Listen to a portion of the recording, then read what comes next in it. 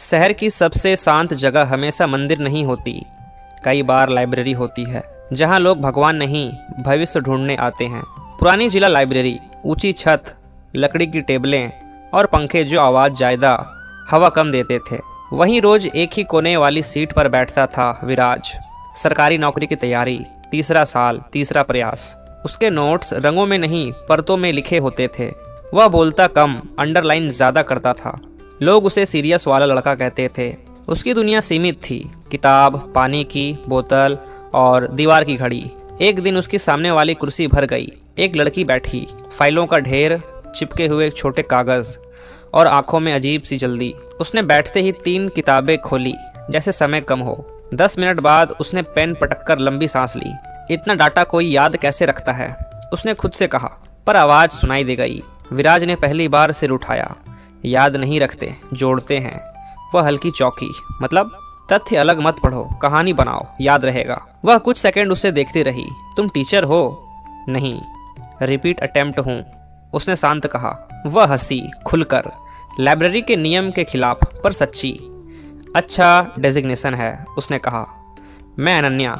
विराज। उस दिन बात वहीं खत्म हो सकती थी, पर नहीं हुई। अब पैटर्न बना। वह रोज उसी टेबल पर बैठती। शुरू में सवाल पूछती, छोटे, फिर बड़े, फिर कॉन्सेप्ट डिस्कस। वे पढ़ते अलग थे पर सोचते साथ। वह तेज थी पर बिखरी, वह धीमा था पर गहरा। एक दिन अनन्या ने पूछा, तुम थकते नहीं बार बार कोशिश करके? विराज बोला, थकता हूँ, पर हार मानने से ज़्यादा नहीं। अगर इस बार भी नहीं हुआ तो एक बार और पढ़ूंगा, पर खुद को कम नहीं मानूंगा। उसने नोटबुक में यह लाइन लिखी थी। धीरे धीरे वे ब्रेक साथ लेने लगे। 5 मिनट की चाय, 10 मिनट की हवा। कोई पर्सनल सवाल नहीं, पर पर्सनल समझ बढ़ती गई। एक शाम लाइब्रेरी बंद होने वाली थी। अनन्या ने किताब बंद की और कहा, तुम्हारे साथ पढ़ते समय डर कम लगता है। किस बात का? असफल होने का। विराज ने पहली बार नरमी से कहा, डर बांटने से घटता है, मार्क्स बांटने से नहीं। वह उसे देखती रही, जैसे कुछ तय कर रही हो। उसी दिन से साथ पढ़ना आदत बन गया, और आदत अक्सर प्रेम का पहला रूप होता है। अब लाइब्रेरी में उनकी सीट तय हो चुकी थी, सामने सामने। लोग समझने लगे थे कि वे साथ पढ़ते हैं, पर दोनों ने कभी साथ शब्द बोला नहीं। उनकी बातचीत अब सिर्फ सवाल जवाब नहीं रही, सोच साझा करना बंद कर गई। अनन्या तेज दिमाग की थी, पर उसका ध्यान जल्दी बिखरता। विराज का दिमाग स्थिर था, पर गति धीमी। वे एक दूसरे की कमी पूरी करते। वह कहती, तुम स्ट्रक्चर देते हो, वह कहता, तुम एनर्जी देती हो। धीरे धीरे ब्रेक समय लंबा होने लगा। 5 मिनट से 15 मिनट। चाय के साथ अब बातें भी आने लगी, तैयारी से बाहर की। एक दिन अनन्या अनयूजुअली चुप थी। किताब खुली थी, पन्ना नहीं पलट रहा था। विराज ने पूछा नहीं, बस पानी आगे कर दिया। कुछ देर बाद उसने खुद कहा, घर पर सबको लगता है मैं यह परीक्षा नहीं निकाल पाऊंगी। क्यों? क्योंकि मेरे 2 अटेम्प्ट खराब गए, और क्योंकि मैं लड़की हूँ, यह भी कारण गिनाया जाता है। उसने यह बात हंसकर कही, पर हंसी में दरार थी। विराज ने सीधा जवाब दिया, परीक्षा आंसर सीट देखती है, लिंग नहीं, समाज नहीं, उसने कहा। यह पहली बार था जब उनकी बातचीत निजी दर्द तक पहुंची। उस दिन अनन्या ने और बताया, पिता बीमार रहते हैं, नौकरी नहीं कर पाती क्योंकि तैयारी कर रही है, घर वाले शादी का दबाव बना रहे हैं। वे कहते हैं पढ़ाई की भी उम्र होती है, उसने कहा। विराज बोला, सपनों की भी। अब उनके बीच भरोसा जुड़ गया था। वे एक दूसरे की अनुपस्थिति नोटिस करने लगे। अगर वह लेट आती, वह घड़ी देखता। अगर वह नहीं आता, वह दरवाजे की तरफ बार बार देखती। पर उन्होंने अभी भी एक सीमा रखी थी।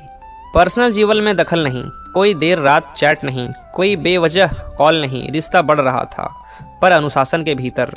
लाइब्रेरी अंधेरी हो गई, लोग बाहर जाने लगे।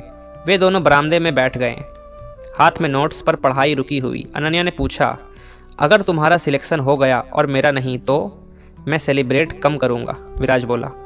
तुम्हारे साथ बैठूंगा ज़्यादा। और अगर मेरा हो गया, तुम्हारा नहीं, तो मैं खुश रहूँगा, क्योंकि मेहनत हारती नहीं, बस क्रम बदलती है।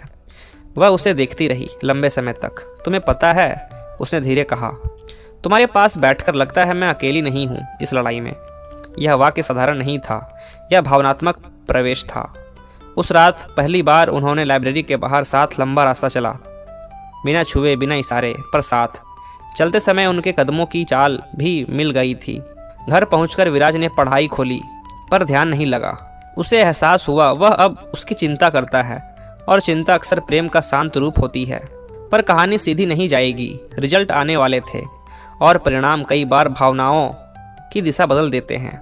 रिजल्ट वाले दिन लाइब्रेरी लगभग खाली थी। सब अपने अपने घरों में मोबाइल स्क्रीन पर नंबर ढूंढ रहे थे। विराज सुबह से जागा था, पर बेचैन नहीं दिख रहा था।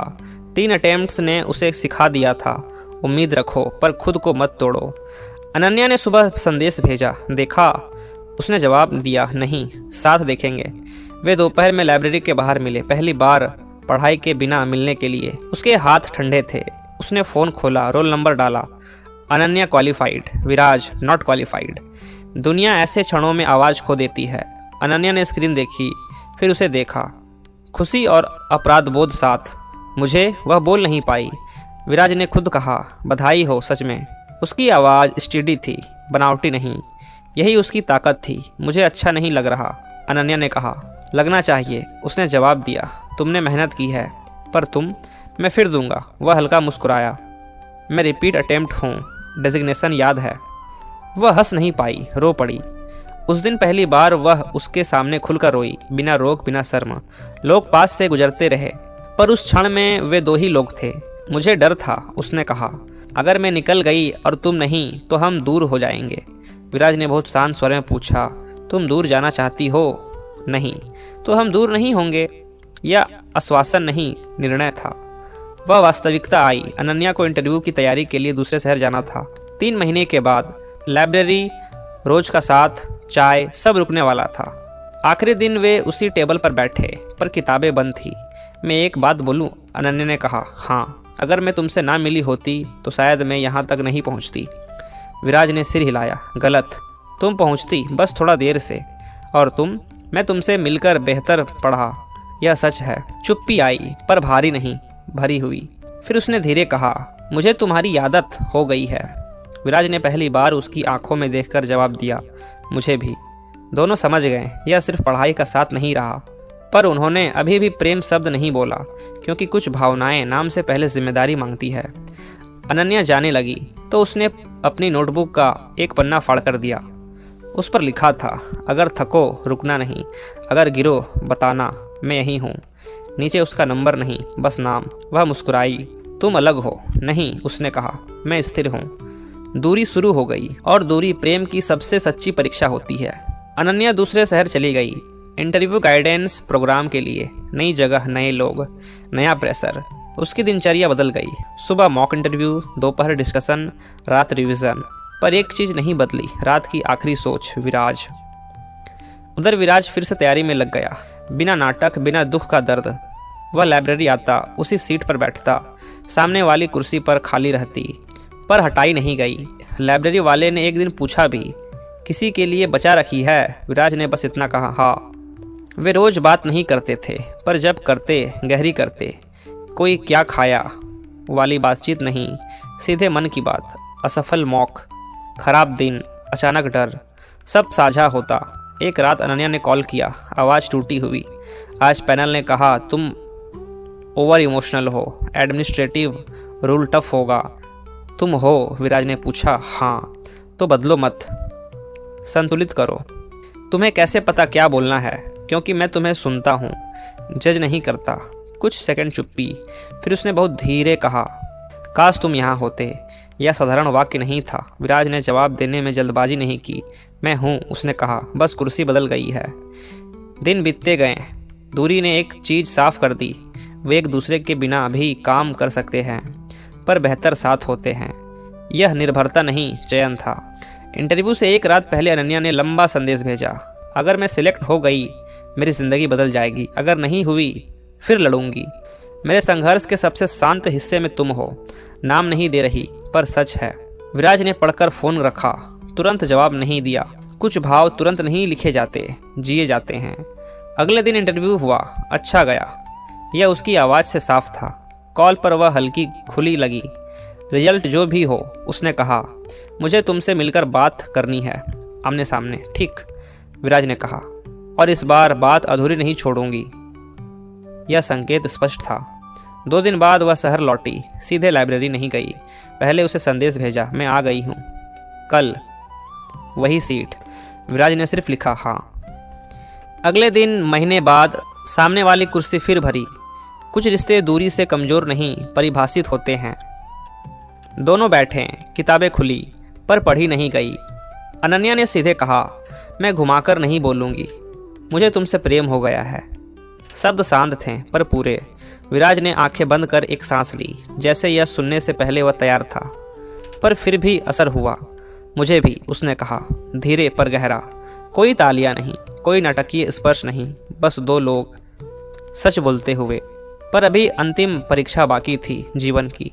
रिजल्ट वाले दिन इस बार लाइब्रेरी भरी थी, पर उनके लिए दुनिया फिर भी छोटी थी। अनन्या का फाइनल रिजल्ट आने वाला था। लिस्ट दोपहर में लगनी थी। उसने सुबह से पढ़ने की कोशिश की, पर पन्ने सिर्फ पलट रहे थे। विराज सामने बैठा था, पहले जैसा स्थिर। घबराहट? उसने पूछा। बहुत कम। घबराहट? उसने पूछा। बहुत, वह बोली। अच्छा है, मतलब महत्व है। दोपहर 2:10 पर लिस्ट आई। उसने रोल नंबर डाला। हाथ काँप रहे थे। सिलेक्टेड। वह कुछ सेकंड स्क्रीन देखती रही, जैसे शब्दों पर भरोसा बन रहा हो। फिर उसने फ़ोन नीचे रखा और पहली नज़र विराज पर गई। हो गया, उसने धीरे कहा।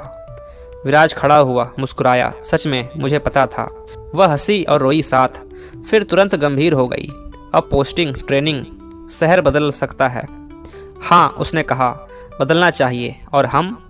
यह असली सवाल था। विराज ने कुर्सी खींचकर पास बैठते हुए कहा, अब हम निर्णय से चलेंगे, डर से नहीं। मतलब हम इस प्रेम को छुपाएंगे नहीं, जल्दबाजी भी नहीं करेंगे।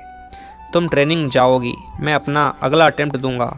दूरी होगी पर अस्पष्टता नहीं होगी। लॉन्ग डिस्टेंस आसान नहीं होता, उसने कहा। उसने उत्तर दिया। सही प्रेम भी नहीं, उसने उत्तर दिया। कुछ देर दोनों चुप रहे। फिर अनन्या ने हाथ आगे बढ़ाया, इस बार स्पष्ट रूप से साथ। विराज ने हाथ थामा, मजबूती से। साथ। यह प्रपोजल नहीं था, पार्टनरशिप थी। उन्होंने कोई फिल्मी वादा नहीं किया, कोई तारीख नहीं तय की, बस नियम तय किए। सच नहीं छुपाएंगे, दबाव नहीं बनाएंगे, एक दूसरे की वृद्धि नहीं रोकेंगे। 6 महीने बाद ट्रेनिंग के दौरान अनन्या ने अपनी बैच इंट्रोडक्शन में कहा, मेरी तैयारी अकेले नहीं थी। मेरा एक अध्ययन साथी है जिसने मुझे स्थिर रहना सिखाया। नाम नहीं लिया, सम्मान लिया।